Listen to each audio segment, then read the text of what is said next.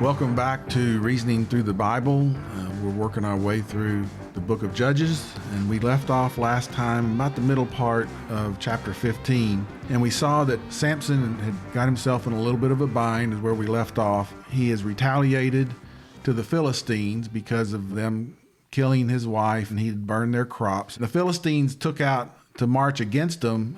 Samson's own relatives, tribes from the tribe of Judah, have come to him and said, "You've stirred up a bunch of mess. What are you doing? Don't you know that the Philistines are rulers over us?" It says there in verse 11. Well, it shows that the Israelites, or at least the tribe of Judah, they had given up. They weren't looking to God for help or anything. They had given up and weren't looking to God at all. So they've come here to bind up Samson so that they could turn him over to the Philistines.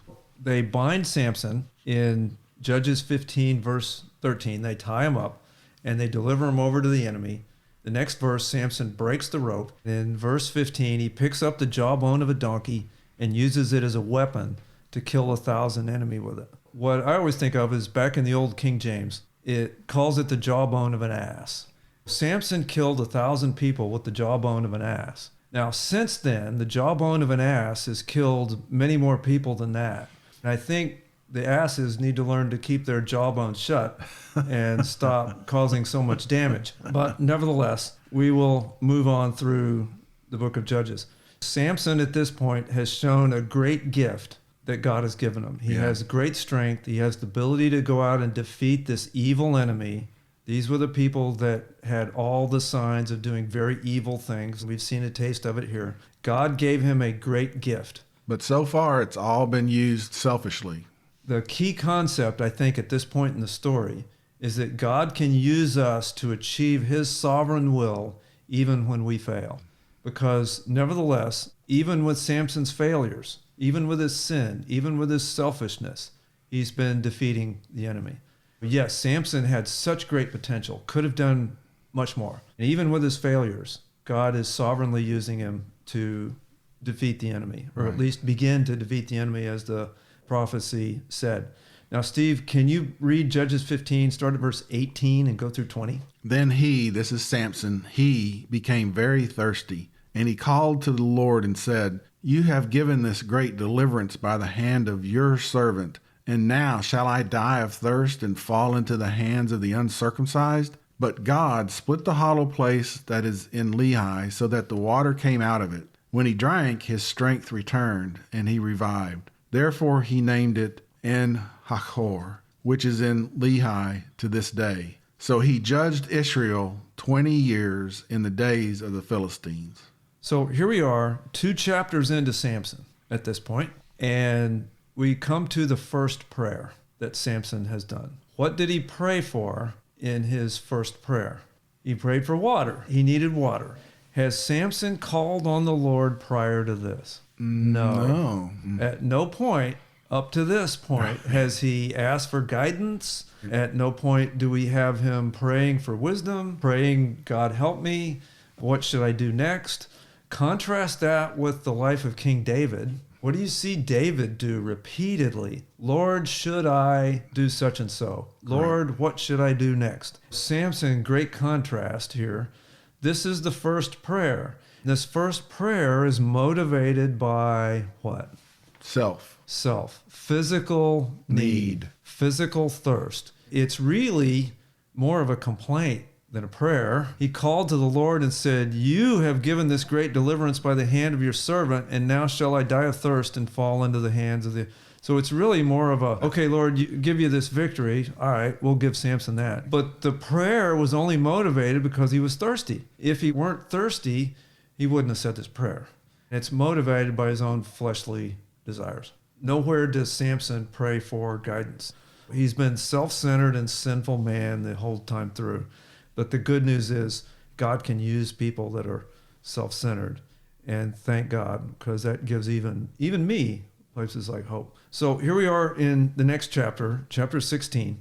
We learn one of Samson's weaknesses. We're going to find out here Samson is still sinning. So, Steve, if you could read Judges 16, the first 3 verses. Now Samson went to Gaza and saw a harlot there and went into her. When it was told to the Gazites, saying, Samson has come here, they surrounded the place and lay in wait for him all night at the gate of the city. They kept silent all night, saying, let us wait until the morning light, then we will kill him. Now Samson lay until midnight, and at midnight he arose and took hold of the doors of the city gate and the 2 posts, and pulled them up along with the bars.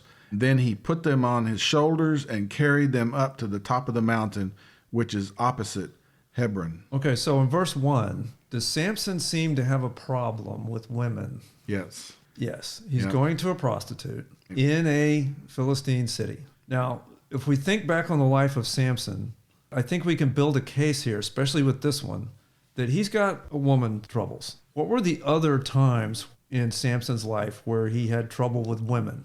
Going back to his first wife. He saw her, she looks good to me. Wanted her, saw that she would be good for his wife. Then he came back to her only because he wanted to be physically intimate with her, not because of loving her as a person. So here he is with a prostitute in an enemy city. We're going to learn in the next chapter he's going to be destroyed by another woman named Delilah. Samson's got a woman problem. Who else in the Bible has trouble with women? David had trouble with women.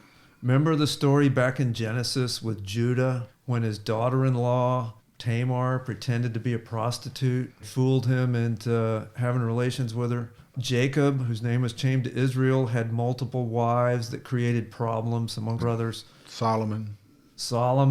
Sex has destroyed many people, and it will destroy us. Sex is destroying our Western civilization today. It rots us from within because the family unit is the key that holds everything together. Once sex starts destroying the family unit, then there's nothing left of society to hold together. And we see that happening in slow motion here in Western world. We see it here happening with Samson. He shouldn't have been there. He shouldn't have been in that city. He shouldn't have been playing around. He's still playing. He's not thinking correctly. There's nothing here that says he's trying to seek God's guidance, trying to do God's will, none of that. So notice that Samson goes to Gaza for the specific purpose of sinning. When he does, they close the gates and surround him with soldiers trying to kill him. When we sin, we see pleasure and we go to that pleasure, but we shouldn't be surprised if we suddenly find ourselves surrounded and trapped. When we go to sin, we'll wake up one day and find out that they've shut the gates. Now I'm trapped. It's a snare. Sin has a way of trapping us and trying to kill us. The devil is a murderer, and he's trying to trap us and kill us with sin. Now, the city gates in verse 3, he tears off the gates and the posts and carries them up the top of the hill or top of a mountain. These gates are massive gates. Right? These gates are massive. These aren't small gates. I mean, the whole city is walled traditionally, and it's there for protection. Your gates are going to be reinforced. When I visited the British Museum in London, it's a treasure trove of archaeological artifacts. They have a pair of life-size gates there. They found the bars and they reconstructed the wood to be the exact scale. You can look them up. They are the Balawat gates in the British Museum. These gates are 22 feet high. These are Assyrian from a different century, Era. but it was near Middle East era, but it wasn't these from Philistine. But nevertheless, walled city from roughly the same period in the same region.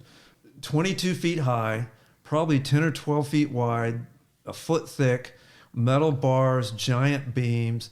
They would weigh several tons. To pick these up and their post would take a crane because they're so heavy. To carry them uphill would be impossible for any technology of that day. To carry them uphill whole. Samson was given a gift of superhuman strength. This was a miracle, as was the lion and the other things in Samson's life. These were superhuman miracles. So we don't shy away from that. But God was blessing Samson even though he didn't deserve it. This gives me hope that he might even bless me because I don't deserve it. Samson was wasting his gift by visiting prostitutes and doing strongman tricks when he should have been out doing what God wanted him to do, which is fight the enemy. It still doesn't say anything about him, as with other judges, gathering the soldiers together to drive the Philistines out. He's just operating amongst the Philistines. The Philistines are still there doing what they've always done. Everything in Samson's life is driven by his own personal passions. Think of ripping off the gates. What message does that send to the Philistines? If you were in the Philistines, I mean, what were the symbolism of the gates and the reality of the gates? Now they've been ripped off. Well, the protection. Now you're vulnerable. Right. You don't have any protection. You can't protect at will. But on that, this guy is somebody that we need to be afraid of. Of course, he's killed them in the past. That's why they want to kill him. But he's got superhuman strength. We've said before that these peoples, they were very aware of who they were fighting against. It wasn't just this man, Samson. It was Samson's God. Well, they were very aware. They were fighting against God. From their perspective, if you take God and try to wall him up and think, I've got God trapped. I've figured it out, and I've got God in a bind, and he can't get out of this one. What does God end up doing? Pulling up the gates. He's going to rip your doors off. And it always happens. He's Yeah. going to rip your doors off. If you put all your defenses into fighting against God, don't be surprised if you suddenly find your defenses ripped apart and carried away. Many a skeptic, many a critic has built up a wall against God, and they end up with their defenses torn apart. When God gives us a gift, what does he expect us to do with that gift? To put it to use for him. Yeah. Samson at this point is a failure, in my opinion.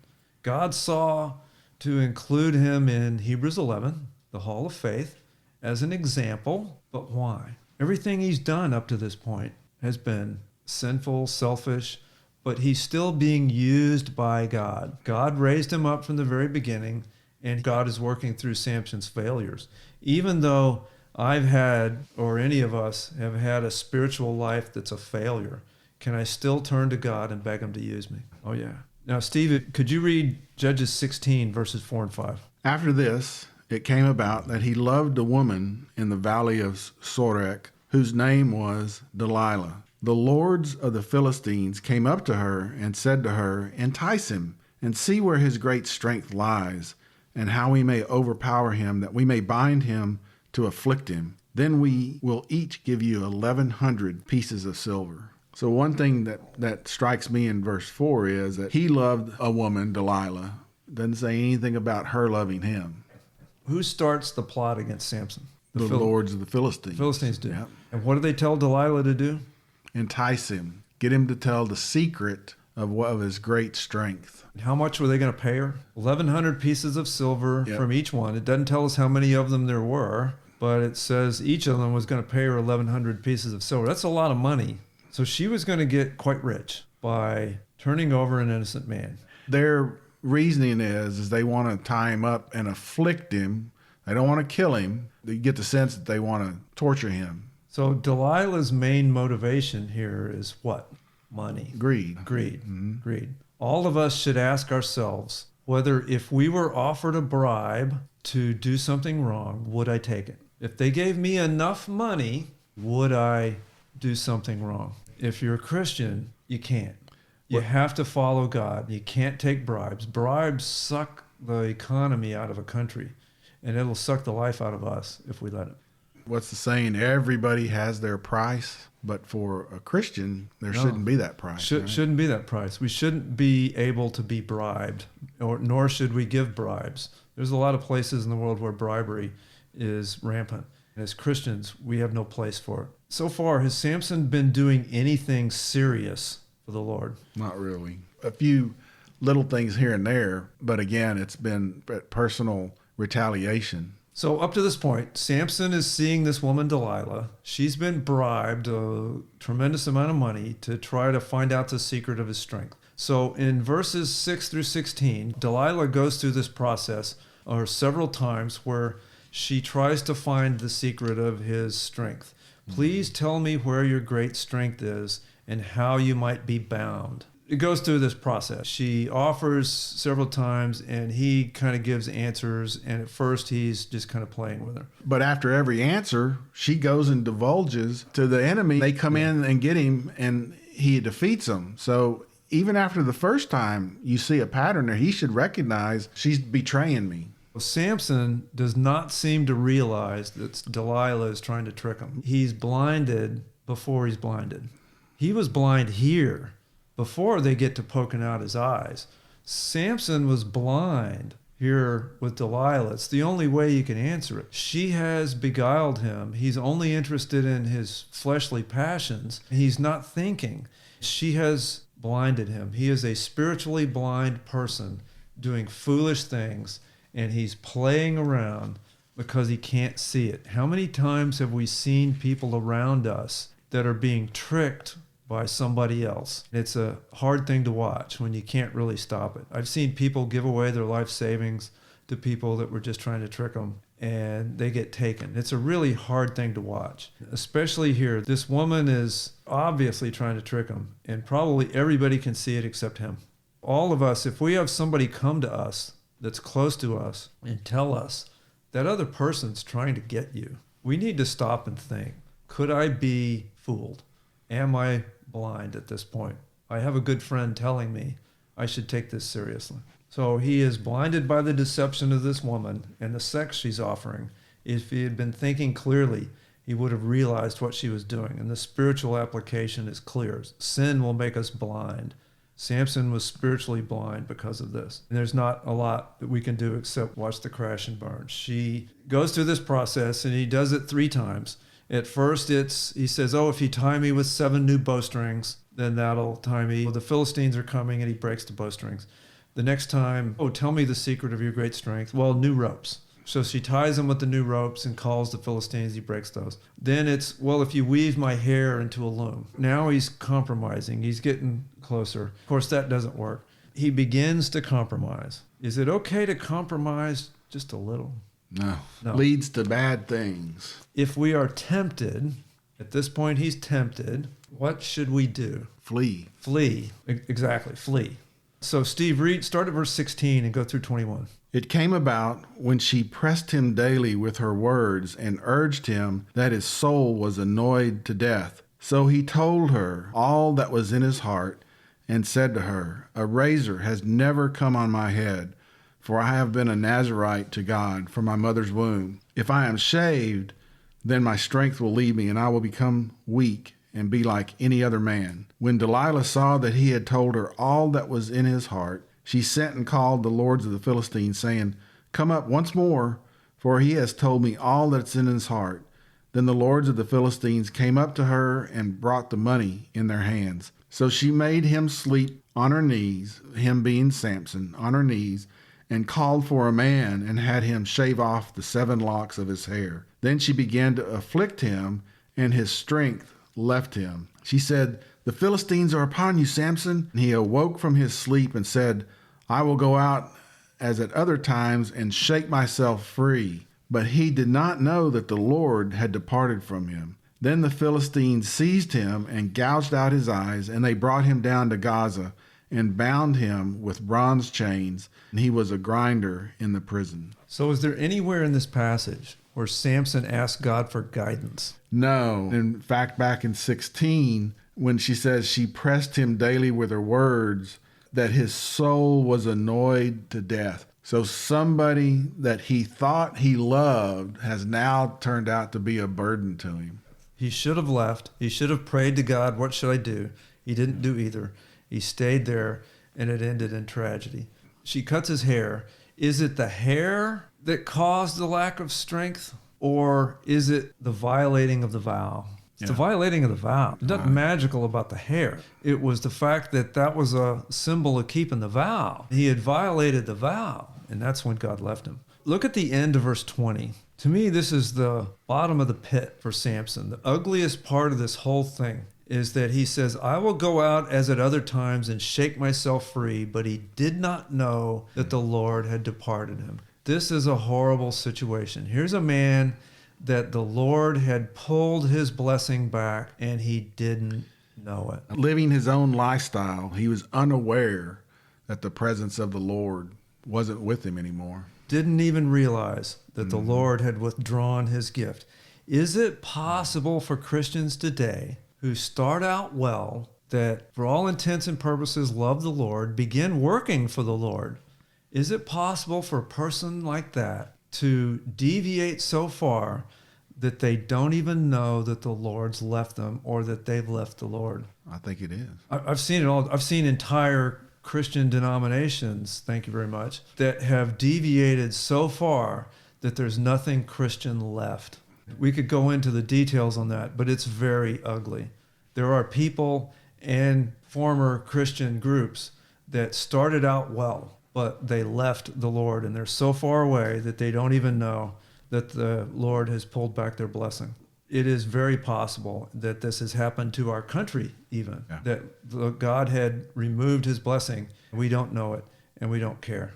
Very ugly scene. Look at verses 22. However, the hair of his head began to grow again after it was shaved off, and the lords of the Philistines assembled to offer a great sacrifice to Dagon their god and rejoice. For they said, our God has given Samson our enemy into our hands. When the people saw him, they praised their God, for they said, our God has given our enemy into our hands, even the destroyer of our country, who has slain many of us. So to whom did the Philistines give credit? Dagon. Their God. Their not, God. Not Yahweh, the Israelite God. The Philistines saw this as a power struggle between their idol, Yahweh, the true God. In reality, was there a power struggle between these two gods? No. Why? Because God is the Most High. He was the creator of everything. There's never any type of a power struggle. He can defeat at whim, at will. Back when they were talking about Jerubbaal, right? Change his name. Let Baal contend for himself if he's such a great God. God always contended for himself through other people and through the nation of Israel. He raised people up in order to show who he was. So there's not an arm wrestling match that's going on between these two gods. No. We're curious to find out who's going to win. It's not a contest of gods. Not a contest of gods. Theology to the rescue. God is infinite. He's powerful, so he's infinitely powerful. All other things are created beings or nothings. There's no contest here.